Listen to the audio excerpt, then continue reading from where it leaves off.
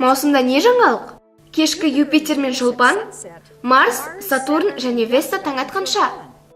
Сәлем, қош келдіңіздер. Сіздермен Джейн Хьюстон Джонс, Пасадена, Калифорниядағы NASA реактивті қозғалыс зертханасынан.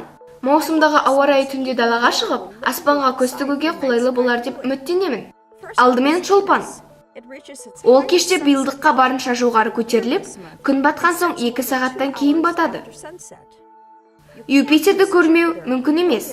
Оның қарсы тұрысынан жер Юпитер мен күннің дәл ортасында болған сәттен 1 ай өтті.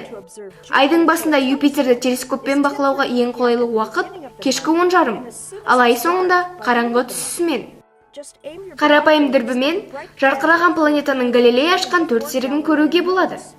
Немесе Юпитерді жай көзбен ақ тамашалаңыз. Маусымның 27-сінде Сатурнның қарсы тұрысы, яғни күн екеуінің жердің қарама-қарсы жақтарында болуы.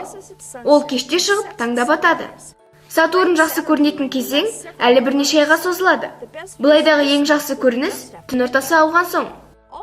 Сақиналар жыл бойы кең жайылды.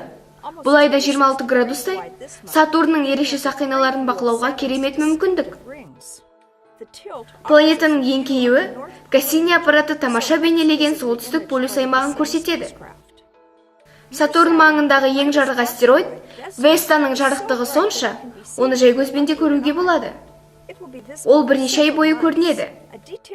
Жұлдыздар картасы астероидты жұлдыздан ажыратуға көмектеседі. Жазғы құс жолы жарқыраған фон береді. Ақыры бұлайда Марстың жарықтығы мен үлкендігі күрт артады да, ай соңында кешкі 10:30-нан бастап көрінеді. Ең жақсы көрініс таңғы сағаттарда. Марстың жерге жақындауына 1 ай ғана қалды. Бұл Марстың бізге 2003 жылдан бері ең жақын келуі. НАСАның барлық миссиялар туралы мына жерден біле аласыздар. www.nasa.gov. Бұлай жөнінде осы. Сіздермен болған Джейн Хьюстон Джонс.